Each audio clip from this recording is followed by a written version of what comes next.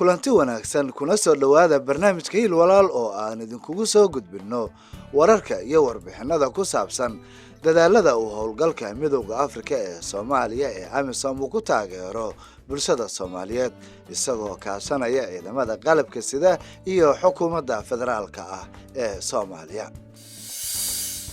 qodobada ugu waaweyn barnaamijkeena waxaa ka mid ah qiimeynta halista cudurka COVID-19 ee gudaha Soomaaliya.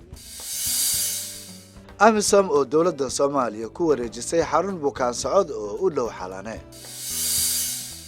saraakiisha booliska Jubbaland oo dhamaystay tababar ku saabsan maamulka taraafikada.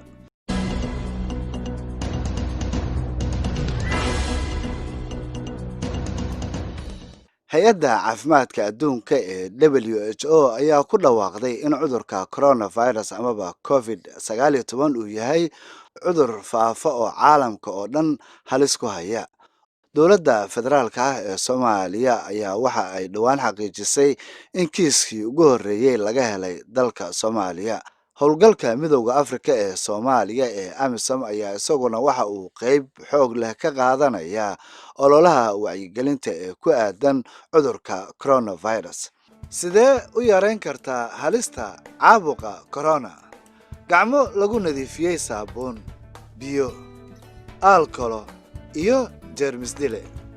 sanka iyo afka ku dabool, kuna qufac amaba ku hindhis xusulkaaga oo xiran. istiraashada ku rid weelka qashinka marka aad isticmaasho. ka fogow qof kasta oo ay ka muuqato astaan qandho amaba hargab. si wanaagsan u bislee cuntada, hilibka iyo ukunta. haddaba sidee aniga iyo inta kaleba uga ilaalinaynaa inay jiradaan? gacmahaaga dhaq marka aad daryeelayso dadka buka. gacmahaaga dhaq ka hor, inta lagu jiro iyo kadib marka aad cuntada diyaariso. caadayso inaad nadiif ahaato inta aadan cuntaynin ka hor. joogtee inaad nadaafadda caadaysato mar kasta oo aad musqusha aado kadib.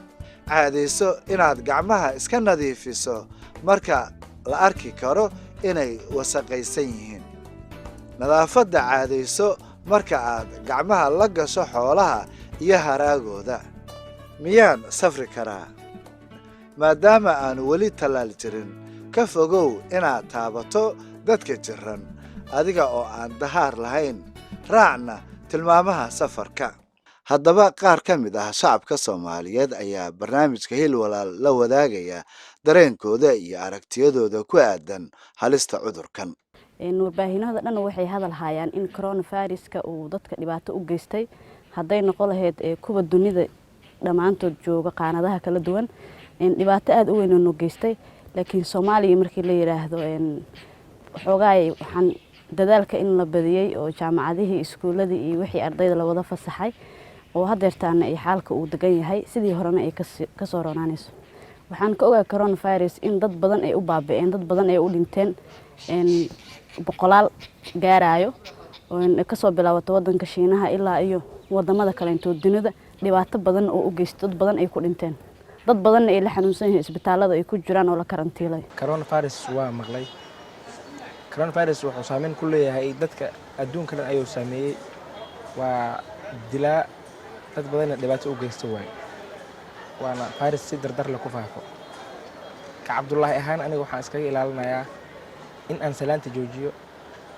meelaha population-ka ay iskugu imaadaan sida goobaha waxbarashada, masaajidda oo kale in aan intoo viruskaas jiro in aan ka fogaado. sidoo kale in maxaa la dhahaa gacmaha aan iska dhaqo oo nadaafadda aad aan ugu dadaalo.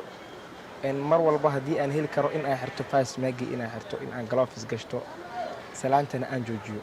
waa maqlay cudurkan coronavirus-ka waxaan ka maqlay dhammaan warbaahinada caalamka sida TV-yada iyo idaacadaha.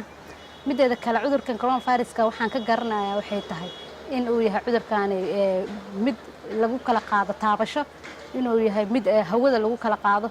mideeda kale kaani ahaan waxaan iskaga ilaalin karaa cudurkan ama aan ugu hortagi karaa waxay tahay inaan personal hygiene aan sameeyo, ka shakhsi ahaan inaan nadaafadeyda ku dadaalo, inaan gacmahayga dhaqdo, ina goobaha dadka ay ku kulmaan bulshada ku kulmaan aan iska yareeyo mideeda kale wasaaradda caafimaadka waxay dadka uga hortagi kartaa waxay tahay ama wacyigelin inay u samayso sida TV-yada oo kale inay ka wacyigeliso idaacadaha kale wacyigelin ay uga samayso inay recording samayso oo microphone lagu xiro gawaari xaafadaha ay ku soo wareegaan dadka u dhahaan gacnaha iska dhaqa goobaha waxbarashada in taam cadad loo yeelo oo maalmo kooban la xiro si loo ilaaliyo runtii cudurkaas xanuunkiisa runtii marka ugu horeyso qofka xanuunka ugu horeeyo uu dareemayo waxa ugu horeeyo kamid ah runtii qofka inuu dareemo xumad ama qandho ama cabur xagga sanbabada ah ama neeftii uu qaadan waayo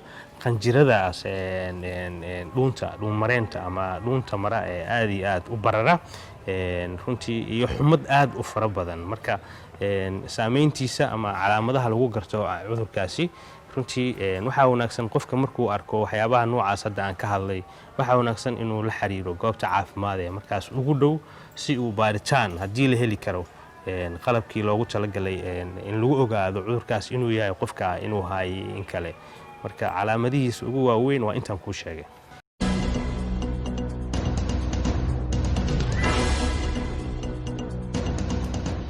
howlgalka midowga Afrika ee Soomaaliya AMISOM ayaa dib waxa uu dawladda federaalka ah ugu wareejiyay mas'uuliyadda amniga ee bulshada u dhow xarunta Xalane wareejintan ayaa qayb ka ah qorshaha kala guurka Soomaaliya kaas oo si tartiib ah ay AMISOM ugu wareejinayso mas'uuliyadka amniga ciidamada amniga ee Soomaaliya ku-xigeenka madaxa AMISOM Simon Mulonga ayaa ku wareejiyay agabkan amniga bulshada gudoomiyaha gobolka Banaadir ahna duqa magaalada Muqdisho Cumar Maxamed Maxamuud iyadoo uu goobjoog ka ahaa taliyaha ciidanka booliska Soomaaliyeed Sarreeya Gaas Cabdi Xasan Maxamed rugtan oo sida guud loo yaqaano OPD ama xarunta bukaan socod eegtada bulshada taasi oo dhinaca ku haysta xarunta Xalane ayaa ah halka ay AMISOM ka furtay markii ugu horeysay xarun caafimaad muddo 10 sano ka hor si ay bulshada Soomaaliyeed u siiyaan kaalmo caafimaad kadib xitaa markii AMISOM ay hirgelisay isbitaalka heerka labaad ee gudaha Xalane xarunta bukaan socodka ayaa waxay sii haysatay aqoonsigeeda waxayna tan iyo markii la shaqeynaysay AMISOM iyadoo markii horena ay deganaan jireen qoysas gaaraya ilaa 20 kuwaas oo markii dambena gaaray ilaa iyo 496 qoys iyo 50 iyo 2 dukaan. We're not abandoning this community, we're only handing over responsibility to Somali federal government through the governor of Banaadir. And as such, this community will continue to enjoy those amenities they're enjoying before. The generator is here provided specifically for them and is continued to be serviced by AMISOM, supported by the United Nations Support Office and also the water program. waxaa sidoo kale dawladda Soomaaliya lagu wareejiyay qaybta xafiiska maamulka amniga kolba waardiyaasha laba dabdhaliye oo awoodoodu ay tahay 50 kVA qalabka waxbaara iyo furayaasha albaabka weyn ee xarunta bulshada taas oo hadda la xiray xiritaanka albaabkan ayaa la macnaha in gelitaanka bukaan socodka bulshada laga xiray shaqaalaha AMISOM iyo kuwa caalamiga ah intaba ku-xigeenka madaxa AMISOM Simon Mulongo ayaa faray dadka ku shaqaysanaya dukaamada ku yaala gudaha xarunta bukaan socodku inay u guuraan goobta loogu talagalay. The closure today is part and parcel of the transition plan between AMISOM and the federal government. We have ceded responsibility elsewhere and we started with the university, we then went on to the stadium, we had the academy, and now this portion also signifies that continued incremental handover of responsibilities to the federal government. duqa magaalada Muqdisho ayaa sheegay in maalmihii ugu horeeyayba ay xarunta bukaan socod ka siisay bulshada Soomaaliyeed taageero caafimaad oo wax ku ool ah markay aad ugu baahnaayeen gaaraan waqtigii nidaamka caafimaadka ee dalku uu jahwareerka ku jiray sababo la xiriira argagixisada. marka waxaan saxiixaynaa kala wareegistii AMISOM lagala wareegayo maamul gobolka Banaadir uu kala wareegayay xaruntan maadaama ayan ahayn xaruntii ugu horeysay oo dawladda Soomaaliya ay kala wareegto AMISOM gacan ku haynteed waxaan rajaynaynaa goobaha kale amisom gacanta ay ku sii hayso marka dowladda soomaaliya u diyaargarowdo inaan sidaas oo kale ugala wareegi doono si guud ahaan dalka soomaaliya amnigiisa uu ugu soo wareego dowladda soomaaliya amisom ayaa la rajaynayaa inay wareejiso kaabayaal muhiim ah sanadka 2020 iyadoo ay dadaalada dib u soo kabashada ka socdaan guud ahaan dalka.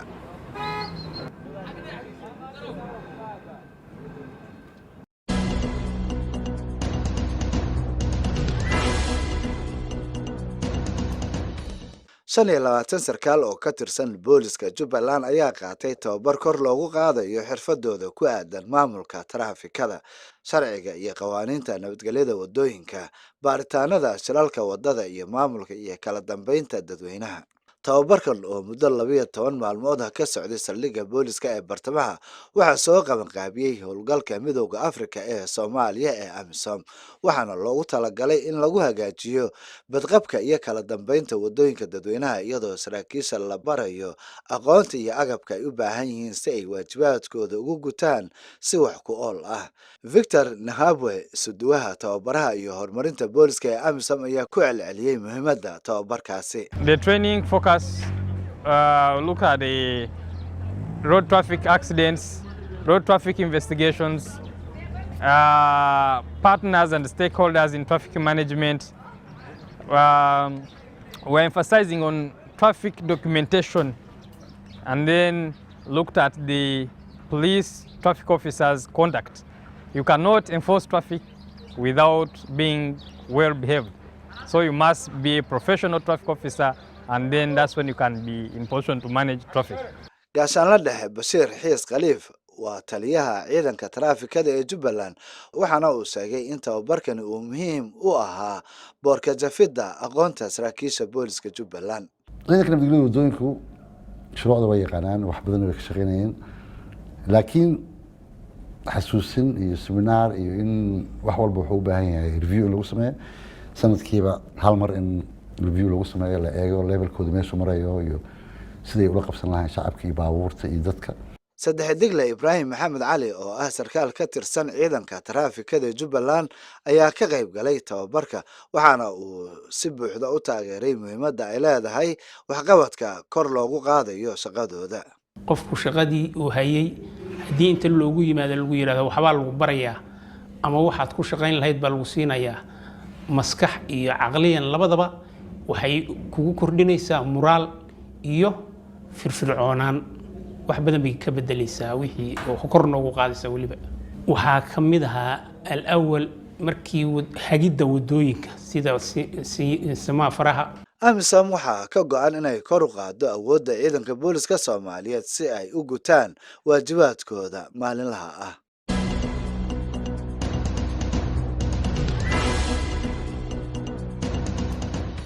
howlgalka midowga Afrika ee Soomaaliya ee AMISOM ayaa soo gabagabeeyay tababar muddo 12 maalmood socday oo ku saabsanaa xuquuqul insaanka oo loo qabtay 50 ka mid ah saraakiisha booliska maamulka Koonfur Galbeed oo ay ku jiraan 10 sarkaal oo haweenahay si awood loogu siiyo kor u qaadista iyo hagaajinta xaaladda xuquuqul aadanaha.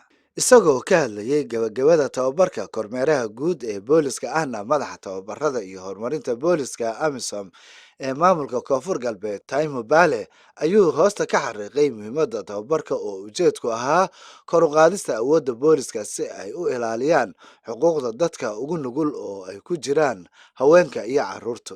For any country that has war, a lot of human rights, there are a lot of human rights violations.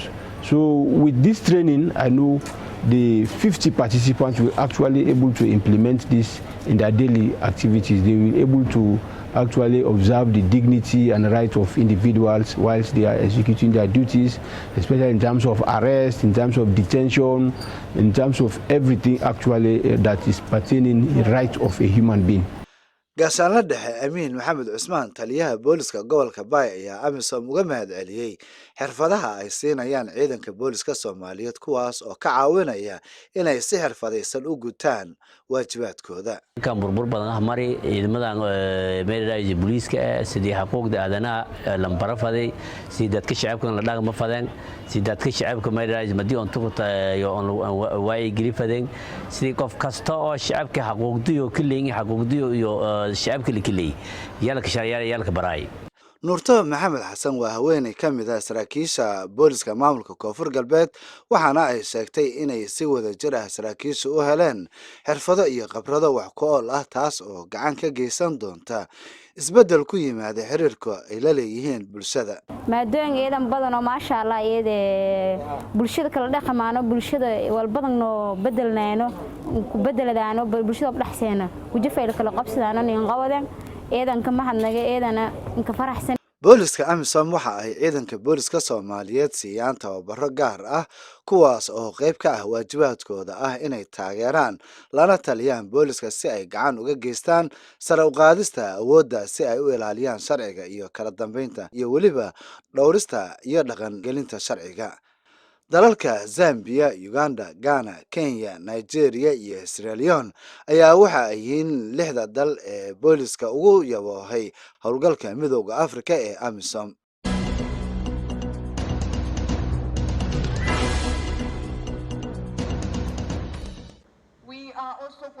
howlgalka midowga Afrika ee Soomaaliya ee AMISOM ayaa magaalada Kismaayo ku soo gabagabeeyay tababar wacyigelin dadweyne ah oo looga soo horjeedo xadgudubka ku saleysan jinsiga.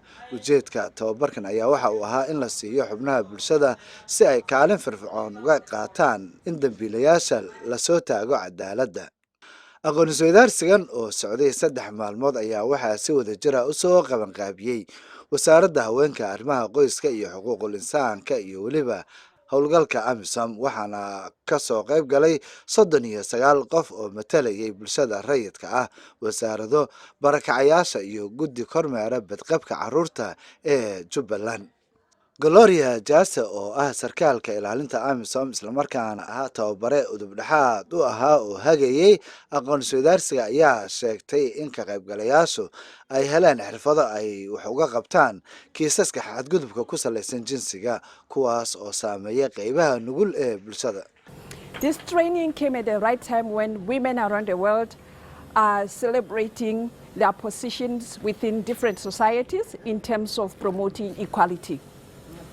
So we are here today also to make women understand that unless we address the issue of gender-based violence, it will be difficult to achieve the equality that we are talking about this month and this year and for the rest of our lives. madaxa qaybta dib-u-habeynta amniga ee AMISOM Xamuuda Maxamed Kaanu ayaa xustay in maadaama AMISOM ay wareejinayso mas'uuliyadda amniga ee Soomaaliya shacabku uu u baahan yahay inay fahmaan arrimaha xuquuqul insaanka. The event is also important because this year is one of the AMISOM's last years for handover of security responsibilities and other responsibilities to Somalis, and it implies that we need to train as many as possible Somalis on all issues, and one of them is these issues of gender-based and sexual exploitation for our Somali women. ka qaybgalayaashu waxa ay heleen aqoon ballaaran oo ku saabsan xadgudubka ku saleysan jinsiga waxaana la rajaynayaa inay tababaraan kuwa kale isla markaana ay goobahooda ku qabtaan ololayaal si ay u ilaaliyaan xuquuqda shakhsiyaadka. dadka maanta halkan iskugu yimid waxa la barayay ama ay ka faa'iideysanayeen tababarkan wuxuu ahaa shaqaaqada ka dhanka jinsiga goobaha dagaalada waxaa maaragtay faham guud laga siinayay macnaha GBV-ga ama gender based violence waxa loo yaqaano waxaa maaragtay kadib waxaan maaragtay looga goleeyahay inay maaragtay noqdaan TOTs dad maaragtay loo tababaro markay tababarka qaataanna kadib waxaa laga rabaa inay wacyigelin badan ka sameeyaan si loo hirgeliyo oo loo ogaado maaragtay loo horumariyo xuquuqda qofka kale. tababarayaasha amisom ayaa carabka ku adkeeyey muhiimadda ay leedahay bixinta macluumaadka ku saabsan iyo meesha ay ku yaalaan xarumaha iyagu taageera dhibanayaasha la kulma xadgudubka ku salaysan jinsiga iyo kuwa lagu helo eedeymaha la xiriira xadgudubyada jinsiga. maamulka maxalliga ah ayaa ku ammaanay amisom abaabulka tababarka iyo la dagaalanka xadgudubyada ka dhanka ah gabdhaha iyo dhiirigelinta waxbarashada gabdhaha. tababaradaasoo ka baranay aqoon aad iyo aad u qiimo badan oo shaqaaqooyinka iyo tacadiga loo geysta caruurta Soomaaliyeed siba gabdhaha loo geysta aan ka baranay oo muxuu ahay annagana kula noqon doono in xaafadahayni iyo goobihii aan deganayn iyo maxaldahay gobolka oo dhan inaan kula noqon doono oo wax ka qaban doono annagana macallimiin aan noqon doono ayaan rajaynayaa.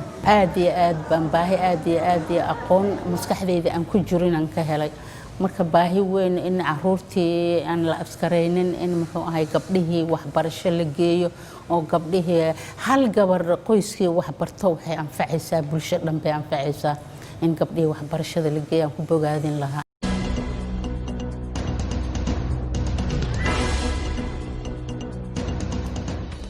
14 agaasimayaal ah iyo saraakiil sarsare oo ka tirsan wasaaradda warfaafinta dhaqanka iyo dalxiiska ee Jamhuuriyadda Federaalka ah ee Soomaaliya ayaa Muqdisho ku soo noqday kadib markii toddobaad ay magaalada Nairobi ee dalka Kenya ku soo qaateen tababar ku aadan istiraatiijiyadda isgaarsiinta iyo tababarka maamulka dadweynaha.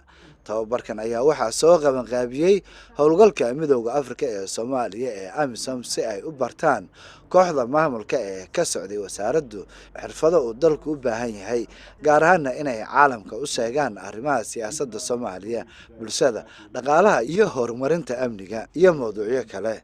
saraakiisha ayaa qaatay tababar ku saabsan sida loo horumarinayo soo saarista qorshayaasha isgaarsiineed ee ay kaga hormari karaan kuwa iyaga la tartamaya, gudbinta fariimaha muhiimka ah ee barnaamijyada mudnaanta leh iyo ololayaasha samaynta cilmi baaris iyo fahamka ay dhageystayaashu ka qabaan xeeladaha hirgelinta isgaarsiinta, kobcinta iyo haynta mishiinka wada xiriirka. sidoo kale cilmi baaris tayo iyo tiro leh si looga miro dhaliyo istiraatiijiyadda isgaarsiineed. What we are endeavoring to do today is to create awareness and to create a lot of knowledge and to have our leaders become more strategic and be thought leaders towards the public affair conversation and towards policy development in Somali. And I'm 100% sure that moving forward, they will make a big change because the leaders we have in today's training are the eyes and ears of the government. So they are the ones who are very instrumental towards taking the government agenda to the public in Somali. Marwo Kijuhi ayaa ka qaybgalayaasha waxa ay tustay muhiimadda ay leedahay maareynta arrimaha bulshada, falanqaynta siyaasadda bulshada, xiriirka bulshada, maamulidda sumadaha iyo tusaalooyin kala duwan oo salka ku wada haya dhisidda xiriirka bulshada. saraakiishan ayaa booqday Radio Africa Group oo 13 sano halkaasi ka shaqaynayay kaas oo haddana maamula dhowr warbaahinood. kooxdan ayaa la kulmay kooxda fulinta oo kooxda Soomaaliya kala hadlay muhiimadda ay leedahay in xiriir la sameeyo si loo fududeeyo in la isla wadaago khibrado, macluumaad iyo talooyin wax lagu maareeyo. It's in our interest to further this relationship and to grow it so that we are able to serve the people of the two countries as best as we can. On our part, we are willing to cooperate, we are willing to work with Somalia to tell the good stories. I mean, there's a lot more that happens in that country that doesn't get told. We have platforms that can tell those stories, and we're hoping that at the end of this, we will be able to establish necessary links that allow us to be able to tell these stories. Maxamed Ibrahim Maxamed ayaa AMISOM uga mahad celiyay abaabulidda tababarkan isagoo sheegay inuu uga faa'iideystay inuu helo aragtiyo cusub oo ku saabsan fulinta howlaha mustaqbalka ee Soomaaliya. We had a lot of experience, we had a good workshop, we changed ideas, and when we go back we will have a lot of energy to execute our mandate as Minister of Information Staff.